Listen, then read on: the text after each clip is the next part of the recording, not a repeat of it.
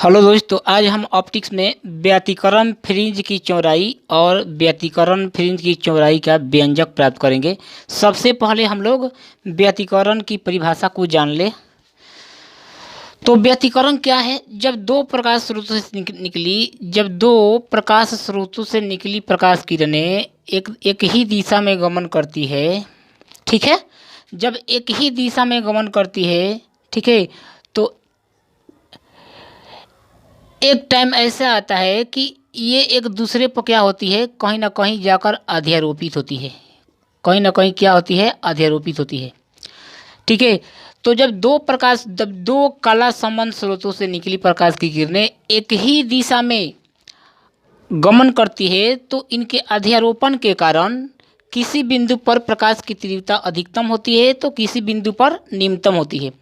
इस प्रकार से मतलब हम ये बोलेंगे कि प्रकाश का जो कुल तीव्रता है, इनका बीजीय योग नहीं होगा। ऐसा नहीं है कि ये I1 है, ये I2 है, तो हम बोल सकते हैं I बराबर I1 प्लस I2।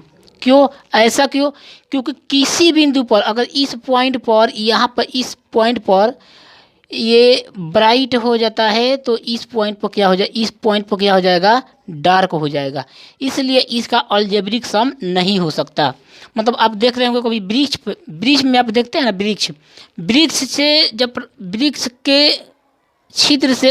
वृक्ष के पत्तों के छिद्र से जब प्रकाश की किरणें आती है, ठीक है, तो कुछ प्रकाश की किरणें मान लो कि बहुत सारे पत्तों से टकराएगी। टकराने के बाद देखिएगा धरती पे कहीं कहीं डार्क होगा तो कहीं कहीं लाइट होगा।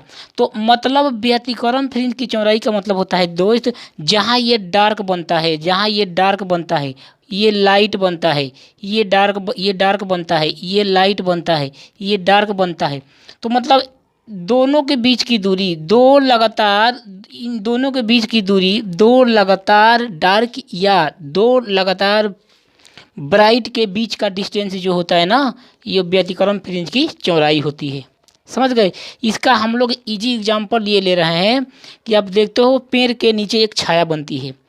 पेड़ के नीचे क्या बनती है? एक छाया बनती है। तो देखते हैं धरती पे, ज़मीन पे क्या होता है, फील होता है। हम देखते हैं कि एक जगह क्या होता है कि एक डार्क होता है, एक जगह लाइट होता है, एक जगह डार्क होता है, एक जगह ब्राइट होता है। तो दो लगातार डार्क या दो लगातार ब्राइटनेस के बीच का जो डिस्टेंस होता है, वही व्यतिकरण फ्रिंज की चौड़ाई होता है। तो अब हम लोग लेंगे व्यतिकरण फ्रिंज की चौड़ाई का व्यंजक कैसे निकालेंगे। तो बहुत आसान है। व्यतिकरण फ्रिंज की चौड़ाई का व्यंजक हम लोग इस प्रकार से निकालेंगे। व्यतिकरण फ्रिंज की चौड़ाई को बीटा कहा जाता है और बीटा का फार्मूला निकलता है lambda into D by small D, ठीक है। अगर एन फ्रिंज बनता है इस प्रकार से, तो बीटा बराबर N into lambda into D बटे डी। ये एक्चुअल मेरा क्या बनता है, एक स्मॉल छोटा सा फार्मूला बनता है। और ये आया कहाँ से, इसको हम लोग ज़रा देख लें। हम लेते हैं दो प्रकाश स्रोत, यहाँ पर लेते हैं S1 और यहाँ पर लेते हैं S2। इनके बीच का जो एक्चुअल डिस्टेंस है ये क्या है, डी है, स्मॉल डी है, ठीक है। यहाँ पर हम ले रहे हैं यहाँ पर ले रहे हैं एक पर्दा, या इस पर्दे पर हमें करना क्या है, इस पर्दे पर हमें करना क्या है, व्यतिकरण जो फ्रिंज बनेगा ना, फ्रिंज यहाँ से प्रकाश की किरणें आएगी, ये दोनों स्रोत से प्रकाश के ये पर्दे के बीच का जो डिस्टेंस होगा कैपिटल डी, यहाँ से भी पर्दे का बीच का डिस्टेंस क्या होगा, कैपिटल डी। अरे बोल दो हाँ, पर्दे के मध्य बिंदु O से हम लोग पर्दे के मध्य बिंदु O से एक पॉइंट P यहाँ पर ले रहे हैं, यहाँ पर x डिस्टेंस पर, कितना दूरी पर, x दूरी पर। अरे बोल दो। अब आप देखोगे कि इस x दूरी पर इसमें कहीं डार्क बनेगा, तो कहीं लाइट बनेगा, तो कहीं डार्क बनेगा, तो कहीं लाइट बनेगा, तो कहीं डार्क बनेगा, तो कहीं लाइट बनेगा। क्यों ऐसा? क्यों कि दो स्रोतों से प्रकाश की किरणें जब निकलती है तो इस पर्दे पर क्या होगी, एक दूसरे पर अध्यारोपित होगी। इस पॉइंट पर क्या होगी, अध्यारोपित होगी। इनके अध्यारोपण के कारण कहीं डार्क बनेगा तो कहीं ब्राइटनेस बनेगा, ठीक है। अब हम करते क्या है, S1 से जो प्रकाश की किरणें निकलेगी तो S1 पथ तय करेगी, S1P पथ तय करेगी। अरे बोल दो। S2 से जो प्रकाश की किरणें निकलेगी ये S2P पथ तय करेगी,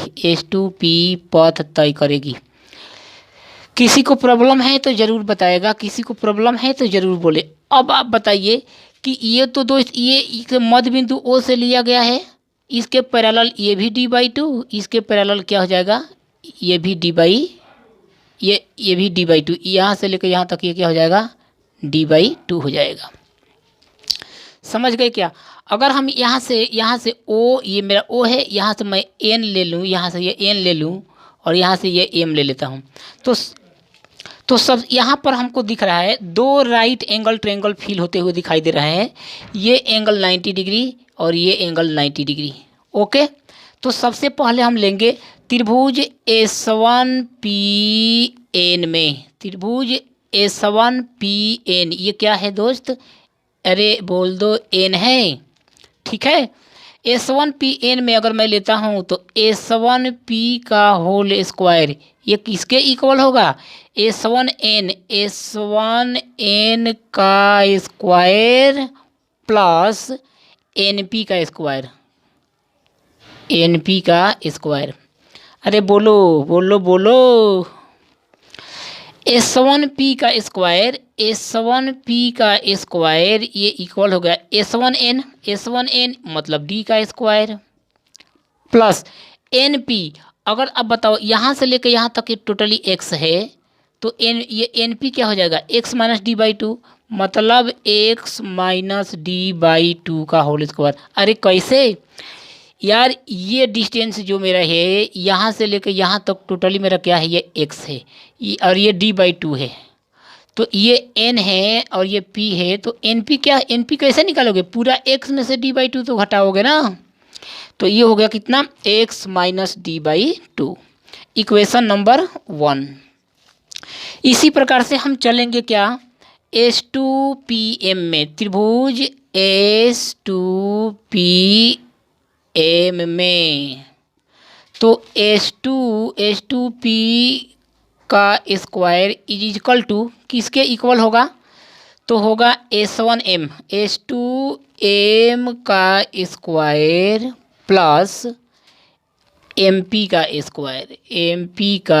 स्क्वायर, मतलब S2P का स्क्वायर ये इक्वल हो जाएगा S2P, ये S2M मतलब D का स्क्वायर प्लस ये कितना हो जाएगा, x प्लस d/2 का होल स्क्वायर, इक्वेशन नंबर 2। अरे कैसे, ये यहाँ से लेकर यहाँ तक x, ये x है तो ये तो d/2 है, ये OM कितना है, d/2 है, ठीक है। अगर अब मैं इनकी बात करूँ, ये क्या हो जाएगा, इनके पथांतर हो जाएगा, इनका ये पथांतर हो जाएगा, इनके पथों का अंतर हो जाएगा, इसको हम लोग बोलते हैं डेल्टा x, ठीक है। अगर मैं निकालता हूँ S1P का स्क्वायर माइनस S2P का स्क्वायर, तो ये कितना आ जाएगा मेरा, आ जाएगा मेरा d square plus x minus d/2 का होल स्क्वायर माइनस अब मैं इससे क्या करता हूँ, मिटा देता हूँ, इसे इजीली मिटा देता हूँ, और S2P का स्क्वायर, तो मेरा S2P का स्क्वायर कितना आ गया, d square plus x plus d/2 का होल स्क्वायर। ओके, अब हम करेंगे इसको सॉल्व, इसको करेंगे वेरीफाई, तो ये निकल कर आएगा S1P का a plus B into A minus B, S1P plus S2P into S1P minus S2P, अरे बोल दो, तो ये आ गया मेरा d square plus x square plus d square by 4 plus d² minus 2xd minus d का square plus x square plus 2xd plus d²/4। समझ, तो ये हो गया ए स्क्वायर प्लस बी, मतलब 2xd होना चाहिए, बस 2 कट गया, यहाँ पर 2xd होना चाहिए, बस 2 क्या हो गया, 2x इंटू d/2, 2 कट गया, ठीक है। ओके, तो ये मेरा बन गया S1P प्लस S2P बराबर d का square plus x square plus D square by 4 minus x D minus D square minus x square minus x D minus D square बटे 4। ये कैंसल, ये कैंसल, ये कैंसल, यानी S1P plus S2P into S1P minus S2P equal आ गया -2XD XD।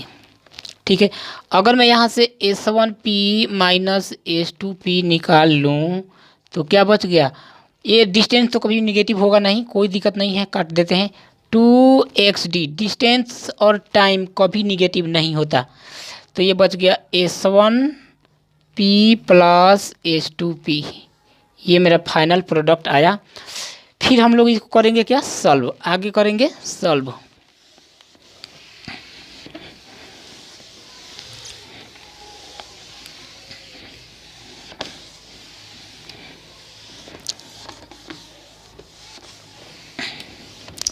अब देखिए, अगर S1P और S2P ये क्या है, दो इसके ये डेल्टा एक्स है, ये क्या है डेल्टा एक्स है। अगर S1P अगर P O के काफ़ी नज़दीक हो जाए, क्योंकि P जो है ना O के काफ़ी नज़दीक है, तो इस केस में क्या हो जाएगा, P अगर O के काफ़ी नज़दीक है, P अगर O के काफ़ी नज़दीक होगा तो S1P को अगर मैं यहाँ ले लूँ O के जगह पर, तो ये क्या हो जाएगा D प्लस D 2D, मतलब S1P माइनस S2P। फिजिक्स में इग्नोर करने आना चाहिए। अगर सपोज डेट मैं फ्रिंज कोई अगर मैं यहाँ पर व्यतिकरण करा दूँ तो P तो यहाँ पर आ जाएगा, तो ये डिस्टेंस S1P यहाँ से S1P क्या हो जाएगा, ये भी ये उतना ही होगा जितना कि ये होगा, यानी ये 2XD बाई 2D हो जाएगा, मतलब D से D कट, x 2 से 2 XD by D, equation number मेरा 2 बन गया। अब दोस्त यहाँ पर ये देखना है कि फ्रिंज कैसा बनता है प्रकाश की, मतलब यहाँ पर तीव्रता क्या है, समपोषी व्यतिकरण है, तीव्रता न्यूनतम है या मैक्सिमम है। अगर न्यूनतम है तो क्या मैक्सिमम होगा। अगर मैं लेता हूँ समपोषी व्यतिकरण, तो समपोषी व्यतिकरण में क्या होता है, समपोषी व्यतिकरण में तीव्रता अधिकतम होगा, तीव्रता मैक्सिमम होगा। तो हम जानते हैं कि परिणामी आयाम ए बराबर √A1 square plus A2 square plus 2A1 into A2 into cos phi. तो इस केस में आई क्या हो जाएगा, ए स्क्वायर, यानी आई बराबर, हम जानते हैं कि इस प्रकार से लिखते हैं ना, आई बराबर A1 square plus A2 square plus 2A1 into A2 into cos phi. तीव्रता मैक्सिमम कब होगा, जब कॉस फाई बराबर यहाँ पर क्या होगा, 0 होगा, यानी 0 होगा और क्या होगा, n पाई के रूप का होगा। ठीक है, तो अब हम लोग इसको करेंगे बहुत इजीली सॉल्यूशन। तो इस केस में हम जानते हैं कि तीव्रता अधिकतम कब होगा, जब डेल्टा एक्स बराबर n लेमडा होगा। और डेल्टा एक्स यहाँ पर आ कितना रहा है, डेल्टा एक्स यहाँ पर दिया है x into D by capital D बराबर n इंटू लेमडा। ठीक है, अगर मैं यहाँ पर x इंटू डी का मान निकालता हूँ तो n lambda into capital D, और मैं x का अगर मान निकालता हूँ तो n into lambda into D बटे D आ जाएगा।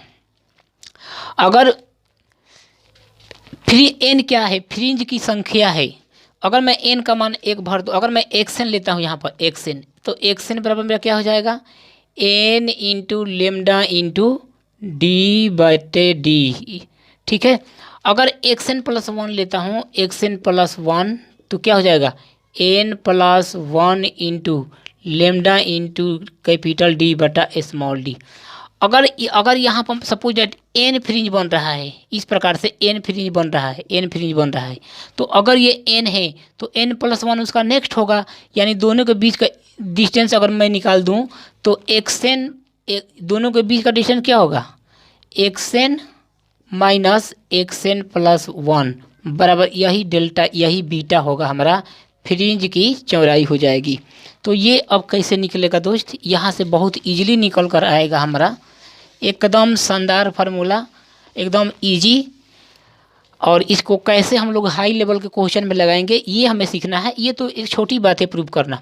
तो बीटा बराबर क्या आ गया, N lambda into D by D minus N plus 1 into lambda into D बटे डी।